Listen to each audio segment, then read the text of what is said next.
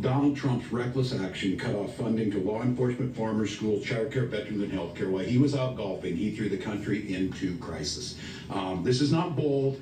It's not leadership. It's stupid, buffoonish, childish of exactly what they did. Most folks were up all night last night as we dealt with this being thrown on there with no guidance. I know you have a lot of questions. I have a lot of questions because not one damn person thought this through. I'm hearing within the last few minutes, oh, no, the Medicare thing was just a fluke. It's unrelated to this. That is there is absolutely no way they didn't know exactly what they were doing. Minnesota Governor and Democratic Vice Presidential nominee Tim Walz speaking this afternoon in Minnesota in response to the Trump White House's sudden, inexplicable freeze on all federal funding. Governor Walz and state officials were sent scrambling overnight to try to deal with the expected impact of roughly $2 billion in federal funding for ongoing programs being yanked instantly and with no warning. Today, after a huge pushback across the country, the Trump administration tried to take some of it back and say they hadn't meant it. Then the freeze overall was put on hold by a federal judge. Joining us now exclusively for his first interview since the presidential election is Minnesota Governor Tim Walz. Governor Walz, it's really nice to see you. Thank you for making time to be here. Yeah, it's good to be back with you, Rachel. Great first segment, terrifying but accurate. You know what they're after, and it's not that we should be surprised by this. They laid it out in Project 2025, so here we are. Well, actually, let me ask you about that on this point. A lot of people have been today and the last few days crediting your campaign and crediting all the reporting during the campaign that identified Project 2025 as essentially what looked like a blueprint for the incoming Trump administration to dismantle the American government. They denied it. They said they had nothing to do with it, said they'd never heard of it. Does it seem to you like that's actually what they're doing? Oh, it is. It doesn't seem it is.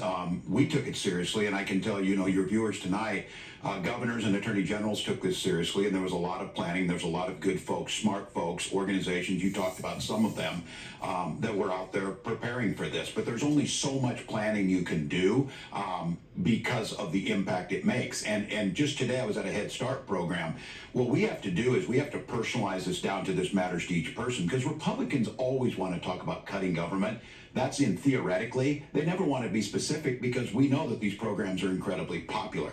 But I can tell folks we were preparing for it. They wrote it out. If you go back and look at that now, you'll see this go step by step. And I would say, Rachel, that it was cruel. They planned it. Yes, it was somewhat buffoonish, but I'm not quite certain that we're reading that right. I think this is a case of that this is a trial balloon to see how much tolerance we had and what we pull back. I make this analogy. It's like you caught someone and they stole everything out of your house. You caught them and you told them to put it back. And when you start looking, some of it's still gone. What they're going to see is, oh, they didn't raise a stink about meteorologists or folks who are monitoring PFAS in our water, so let's just go on with that. Or people that we don't think have a voice that we want to marginalize and demonize. So they were going to get this, and I heard Chris on his program talking with Jamie Raskin, who is the smartest person you'll find in Congress. They're never going to bring this the legal way because no Republican will vote for this. And the deafening silence of Republican governors, these are my colleagues, some of them are my friends, but shame on you. You know what this is doing. And look, I come from a wealthy state that has the lowest childhood poverty rates, and we have a strong safety net. I guarantee you these Republican states would pay the price far more than us, and they're just silent on it. So we're going to need some courage. This is a long fight. This is ideologically everything you laid out. They want to destroy the federal government, this buyout of employees, because now they threaten them. It's here. The game is here. We knew it was coming. I don't know what people thought, that we were just speaking, that this wasn't going to happen. Donald Trump said, oh, I never heard of him, and now you got this guy Vote, that's at the heart of it. So look, it's on. I'm glad you said that. Governors are out there. The resistance is strong. You felt it. Americans, lo and behold, like democracy and feeding their children, so they're going to fight for these things. But here's what there's a court order. Who believes Donald Trump's going to care what the courts say? Who believes he's not going to do this? We're still finding glitches in our things. We're trying to access these systems again. They're not functioning correctly. And the ludicrousness, the insult to the American public to tell us that for the first time, it was just a coincidence that the Medicaid reimbursement site glitched at the same time they froze all these programs. We have to put an end to that. We have to just say, no, it's not enough. And I got to tell you, I'm sending it out to those Republican governors. We side by side. Governors we have to deliver. We have to make sure that the water runs, that things are happening, and they're getting hammered just as much as we are. What do you think? America's listening to you right now, thinking about what might have been had you been vice president instead of J.D. Vance, what might have been had Kamala Harris been the president right now instead of Donald Trump. People hearing you talking about the pushback and the fight and that mattering. What does that mean in practical terms? The average person watching you right now who agrees that this needs a big pushback, what should they do?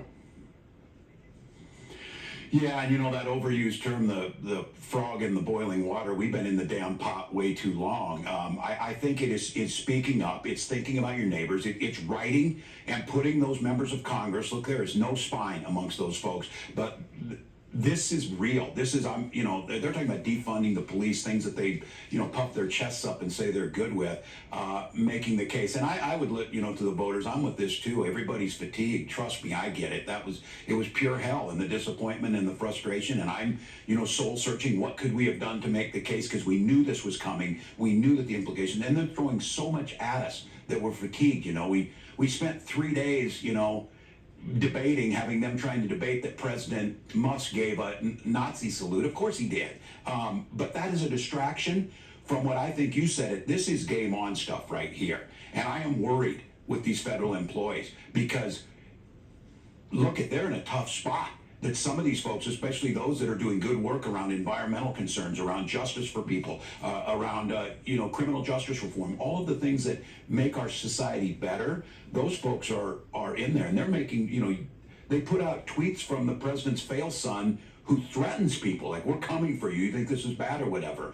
So I would tell people, stay focused, don't take the bait on the distractions, surround yourself with people who understand this and recognize the things they went after today are basically a big chunk of what society does, and people like to have clean water and hospitals and safety and roads and airports, all the things they're going after, and you summed it up. There's societies that function like this, where the rich and the oligarchs do everything, and there's some fabulously wealthy people who are are above the law, and the rest of us are here. And I think we have to find that voice. We have to push back. We have to be organized. We do have to use the courts, but I just want to caution everyone.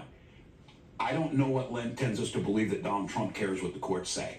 I think there needs to be more to that. And I think it is taking it to the individual people. Show what each of these programs does and what it means to people's lives.